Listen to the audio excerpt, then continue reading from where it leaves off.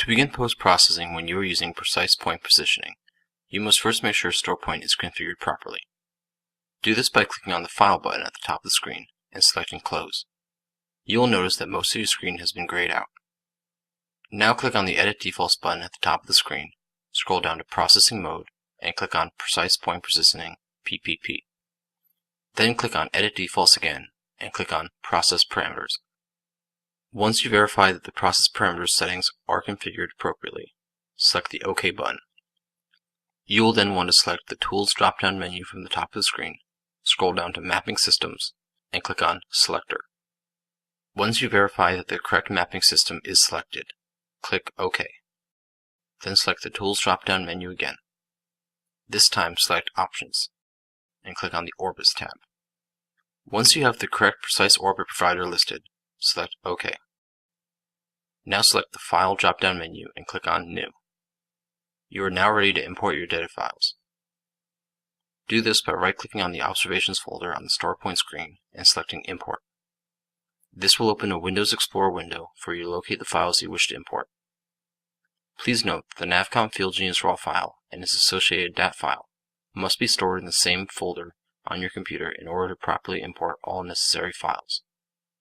Once you have selected your desired field files, press the Open button. By importing the RAW file, Starpoint will read the correct antenna models, unit settings, antenna height offsets for the base and rover, and automatically import the associated DAT files. You will now see your field files displayed on the right side of the Starpoint screen when the Observations folder is highlighted. Please note that another way of importing field files into the Observations folder is to simply drag and drop the files into the folder in the Starpoint screen. Once you have imported your field files, you should see an icon in front of the file name indicating the type of file that was imported, whether it be rover, static, base, or semikin. For precise point positioning, you will want the file type to be static. If it is not, you can right-click on the file and choose the static file type from the pop-up menu.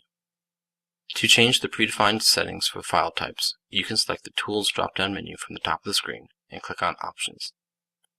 Then select the Data Files tab at the top of the screen, and you are able to configure which file type should be associated with files that contain no site, contain one site, or contain more than one site. You can also tell Starpoint to automatically import coordinates from the global site database. To post-process using your default settings, select the Tools drop-down menu from the top of the screen and select Process Auto. Processing using the default settings will automatically perform processes such as downloading bases and orbits unless you import your own base, merging bases if necessary, defining combinations, processing the data, creating loops, and making network adjustments. Once post-processing is complete, you will see the process summary displayed on the screen.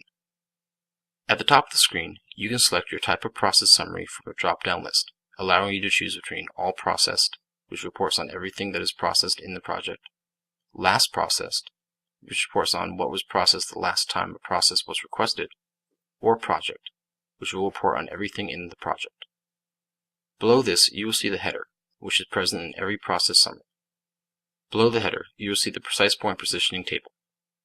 Here you are given the file name, along with the type of precise point positioning, whether it be rover or static. In the Number of Epochs section, you will also see the number of epochs displayed in three categories: the total number of epochs associated with the position, the number of epochs which were used to solve the calculation, and the percent of solved epochs compared to the total number of epochs. In the Number of Sites section, you will see the total number of sites being observed in that PPP file, the number of sites with a fixed solution, the number of sites with a float solution, the number of pseudo-range sites, the number of sites that failed to be processed, and the number of unprocessed sites. The unprocessed sites is always 0 for static sites, whereas for rover sites, the number will indicate the number of sites within the rover file that are not within the PPP, which could happen in two cases. The first case is when some sites are collected in RTK mode before or after the raw GNSS data file was collected. Since there is no observation available for these sites, they will never be processed.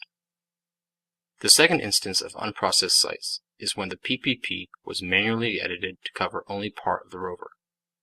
In this case, all sites within the rover file, but not in the PPP, will not be processed. To process them again, adjust the boundary of the PPP to match the rover.